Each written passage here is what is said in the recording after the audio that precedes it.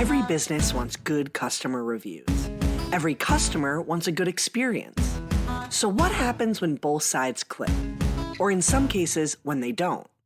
From Yelp and Entrepreneur Media, this is Behind the Review. Behind the review, dig deeper too.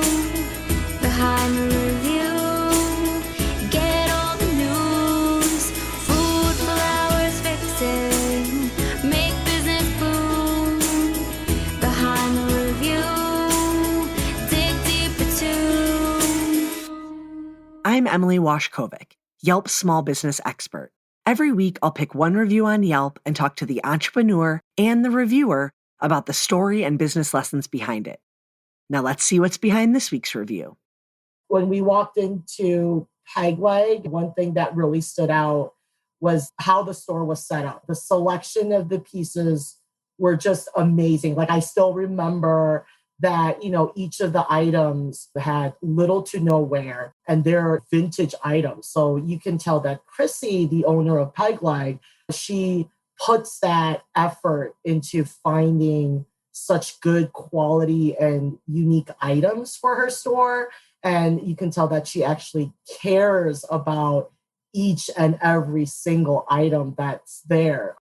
That's Hannah, a reviewer who lives in Alexandria, Virginia. She's telling me about a vintage spot she went to with her husband a few years ago. She had heard about Peg Leg Vintage from a friend, and it was a bit of a drive. But Hannah likes to check out cool spots outside of her immediate neighborhood. They were in the area trying out a restaurant famous for its soy garlic wings and realized how close they were to the store they had heard so much about. They stopped by and spent some time getting to know the owner and exploring through layers of goodies.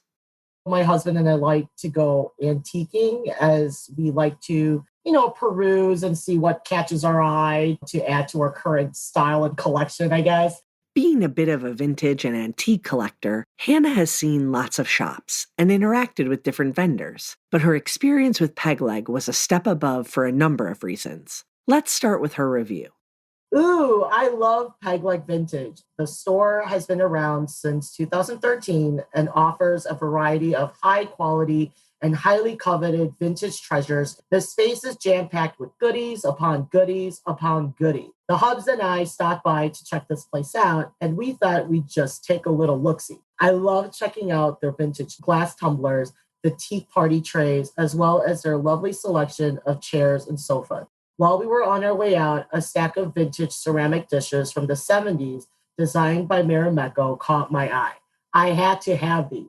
I love that Miss Krisi, who was super friendly, super welcoming, and super nice, was so knowledgeable on all of the pieces that are being sold in her store. This may be a vintage store, but boy, do these pieces have little to hardly no wear on them. And the prices, you will be ecstatic that the items are priced competitively and fair.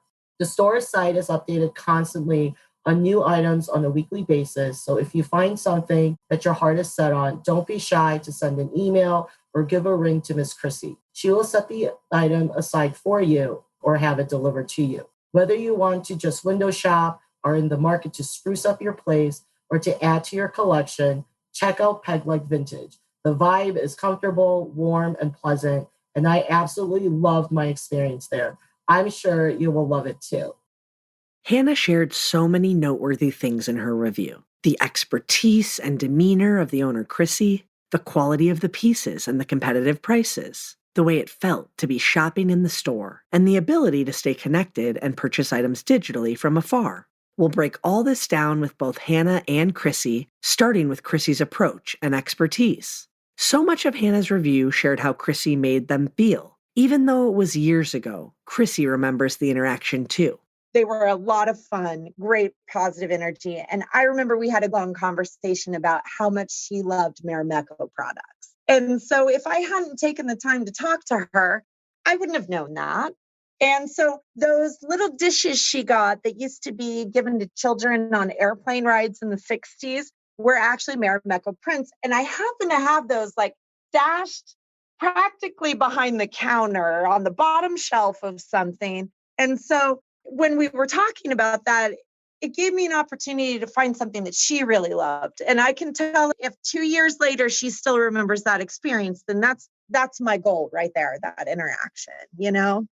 Krisi creates connections with her customers when they're in her store, often because they share an interest in the items she curates and displays. As Hannah put it, she is so knowledgeable about the pieces she carries. But Krisi said that isn't always the case.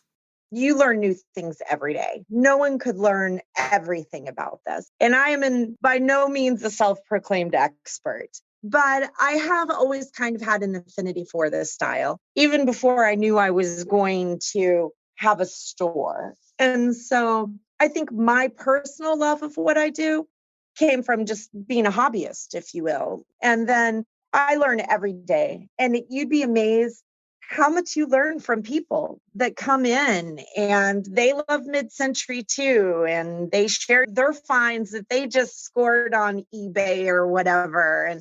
And it is amazing. Sometimes I buy things that I just like and I know nothing about, and somebody will come in and give me the whole story about how their mom bought that back in 1958 when they got married. And that's the dresser that they grew up with and they never knew it was going to be fancy like it is now. So I think you are always learning. And if you don't know, part of the fun of what this is researching it. I can buy something unusual and bring it home and I don't know anything about it. I just thought, now that looks like something that would work great, or that's a perfect scale for a tiny DC studio. Then I just do a little research. I look online. I have friends that like the stuff. So you're always learning. That's part of the fun of it. What makes Krisi's shop so special is not so much about the quality products she sources and refurbishes, it's about her. Krisi certainly has an eye and a skill for salvaging great pieces, but a lot of the connection that people feel with the business is a connection to Krisi. She has become an expert in mid-century, antiquing, refinishing, and design, sure. But it's her personality and approachability that makes people ask questions, take the time to learn about the pieces, and be interested in the story behind what they're buying. She's knowledgeable, always learning about old pieces, doesn't pretend to know everything, and has a real passion for connecting with people. Something else that Hannah mentioned is that she didn't feel pressured to purchase something. The knowledge of an item's backstory wasn't an opportunity for Krisi to push a product on someone who's just checking out the store.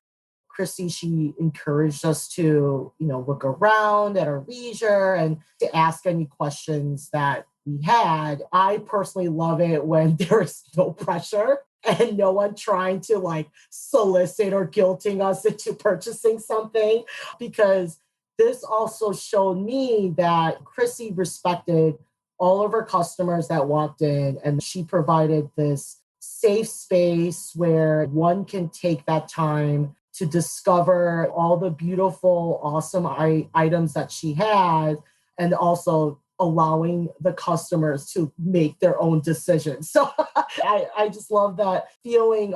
Go and explore, and hopefully you'll find something that catches your eye. There's a noticeable difference between a shop owner or associate chatting with you in a salesy way versus a genuine way. Like all entrepreneurs, Krisi is in business to make money, but she's mastered the trick of chatting and conversing with customers without being pushy.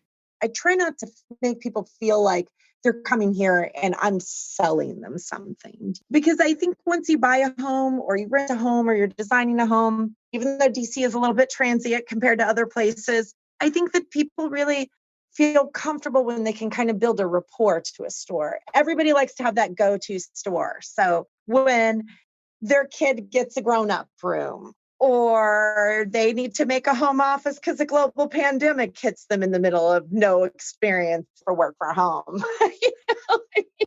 I think if people like to come and feel comfortable that they're getting good advice. So I try to really delve into what their needs are. What are we actually trying to find? If you carry a nice product and you have a fair price, I don't really feel like I ever need to sell someone something. I want someone to love something. Krisi is building relationships. She's counting on customers wanting to come back after they get to know her and her high-quality product. And ultimately, she can focus on the human side of her business when people are in her business because she and her husband have already done the hard part, pricing. When we select pieces, we kind of have to keep all of those things in mind. As far as how much work is going to need to be done? How can we restore things? And also, how can we keep things affordable? Because ultimately, price is what really affects the customer more than anything. This is the laborious part of the vintage, mid-century modern antiquing business. When sourcing items and refinishing them, Krisi and her husband need to make strategic decisions. In order to get their money's worth, an item can't require too much work. And likewise, they need to source from a variety of places in order to have a range of items from furniture and dresser sets to bookshelf knickknacks. The staging of items in the store also plays a huge role in sales. To be in a position where you feel comfortable letting customers stroll through your brick and mortar and initiate transactions themselves, there has to be some strategy to the setup. It seems like things were not strategically placed, but it's in a way where it's showcasing the different pieces. The way that her store was set up, you have the furnishings, the home decor, the furniture, and things like that. But even when you're looking at a certain space, it was designed or set up in a way where things just look like it just belonged there. And I just love the fact that, like, oh, I can kind of see placing this item in my living room, or I can see this placing by my bedstand. It seems very relatable and something that, you don't have to have a specific style or a specific type of a house or design. It's very reachable to anyone. And I think the draw is these are items that anyone can come to appreciate. And if you like it, you'll find a place for it. So that's just how I felt from the store. And it's just a variety of the selection that she had. It sounds kind of like a cliche, but when you do walk in, I feel as if there is an item that can really appease a taste for anyone. And you'll be bound to find something that really will catch your eye, and you'll get really excited to get your hands on it. So we set up vignettes, if you will. I create spaces that kind of have certain design elements, but also putting things together, sometimes in predictable ways, sometimes in very unpredictable ways. I have found that when you are in a situation where you're shopping in a store, it's a lot nicer if there seems like there's some meaning to where things are. I mean, yes, we all love the occasional treasure hunt where everything is just piled sky high and you feel like you should have a hard hat and you're afraid to touch things. But I really want people to come into my store and feel like this is what my home could look like. I try to set up dining room spaces and living room spaces, and I try to put things together that colors match and things that people can kind of get an idea how it could go into their home. And also, there is always that constant battle that every vintage or antique store has of the battle of putting everything you possibly can in the store so you have the most stuff to choose from, but also editing it down enough that people don't have to like turn sideways and squeeze to get through things, or stuff comes crumbling down. I want people to come in and be able to sit in a chair for 5 minutes and see if it really feels like the chair they want to sit and look at their Instagram feed all night on. Or if this dining set that I happen to be sitting at right now is going to fit in their living space, and if it's going to accommodate their family. So to do that, we try to definitely keep some spaces open, but at the same time, I like to cover the walls with art, and I like to have hanging lamps, and I like to have nice little barware sets on the cocktails. So I think when people come into my store, they can kind of experience what they would want to do in their home. At least that's my goal. She's achieved it. Hannah's experience, both in the review and recalling her visit to me in our interview, mentioned the layout. And other reviews did too. The right layout in any business can increase sales. In grocery stores, brands fight for good shelf space. When you own your own business, you get to control the layout of your store. Think about foot traffic. If you sell an item that brings a lot of people in, consider putting it furthest from the door, with some other day of items on the way. It's why you have to walk past all of the snacks to get to the beverages in a convenience store. Krisi's successful ideas go beyond her brick and mortar space. She also built an online store and maintains those relationships and connections with customers after an in-person visit, and of course, generates more sales. Remember Hannah's review? She talked about how easy it was to call or email Krisi if you see something online you'd like set aside. She even mentioned that delivery's available. Having a successful online store can be a challenge in any industry, but especially in vintage, mid-century, and antiquing. The credibility of an item's quality can be hard to verify. When you already trust the integrity of a business, you're more comfortable making a purchase after looking through photos online. I've actually experienced this myself with a local shop similar to Pegleg. While I love discovering items around every corner of the store in person, I frequently purchase both large and small items through Instagram because I trust the quality and integrity of the owner. At the end of the day, Krisi acknowledges that so much of what she loves about her business is the physical brick and mortar. But if Pegleg is only generating revenue from people coming through the door, they'd be missing out on a lot of opportunity.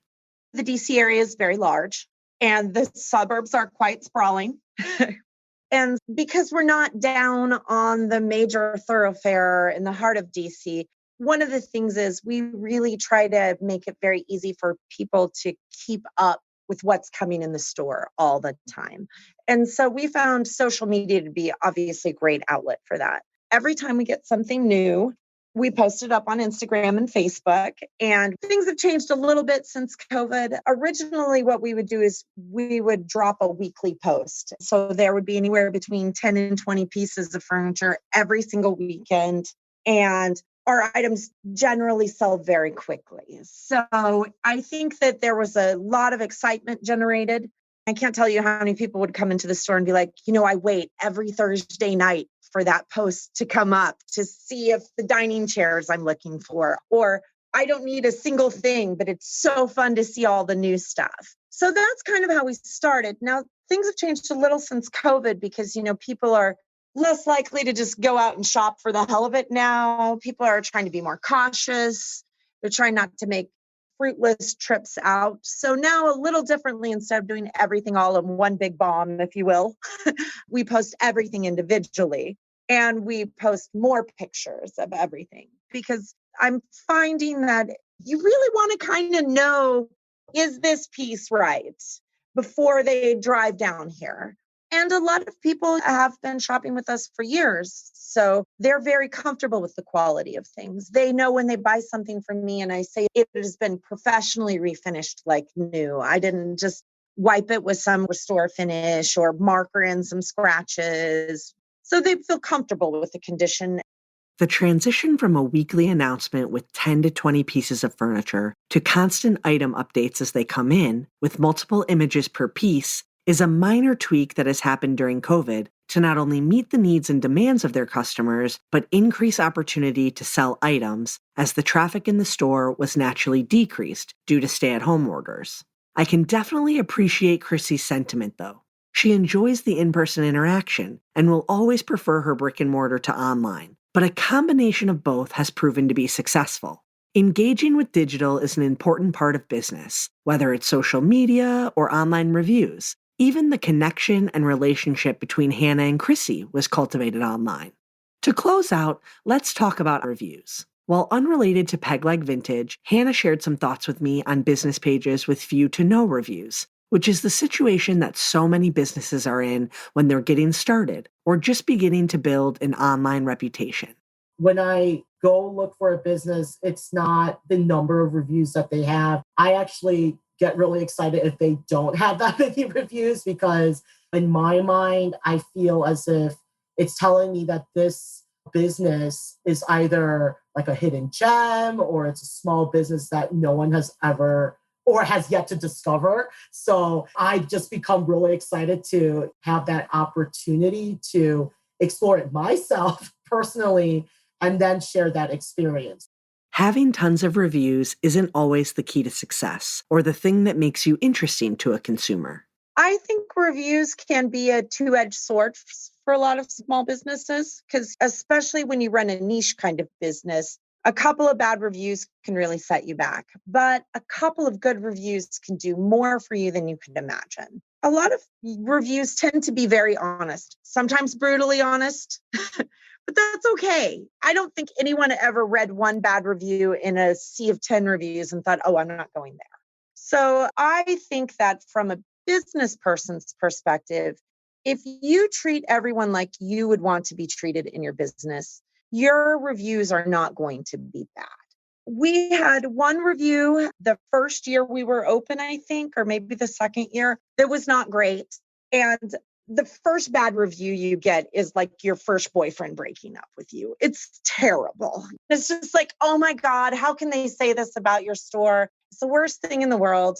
And I'm a little dramatic. So my husband is like, Krisi, don't worry about it. But in that review, essentially, the lady had come in on a day that we were closed and I let her in anyways. And she thought we were a thrift store. So her main complaint was that she thought prices were way too expensive. So she didn't really understand the model of our store where we take pieces and we refinish them. She thought they were all donations. So I think really that wasn't necessarily a bad review. It was just a person who was not as informed about it.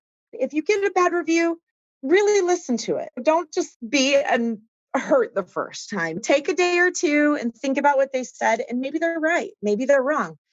Sometimes a negative review doesn't mean the business did something wrong. It can just mean that it wasn't the experience that particular customer was looking for, maybe due to a misunderstanding or incorrect expectations. If that ever happens to you, take Krisi's advice. Give yourself some time to cool down and then create your plan for responding and reaching out. And that concludes our episode. I hope you enjoyed it and were able to take a thing or two away to implement in your own life. Whether it's a new idea that you can bring back to your business or a fresh perspective on how to be a positive influence as a consumer, we share these stories to inspire and create more meaningful connections in your local community. Behind the review, dig deeper too. Behind the review, get all the news. Food, flowers, fixing, make business boom. Behind the review, dig deeper too. This episode featured conversations with Krisi Hora, owner of Leg Vintage, and Hannah, a Yelp reviewer in Alexandria, Virginia. To learn more about the episode, check out the episode blog post. Don't forget to subscribe so you get an alert every Thursday when a new episode comes out. To claim your own Yelp business page and start engaging with customers, visit business.yelp.com. Our theme song is performed by Ali Schwartz and produced by Robbie G of Messerol Sound. The show was produced and edited by Entrepreneur Media.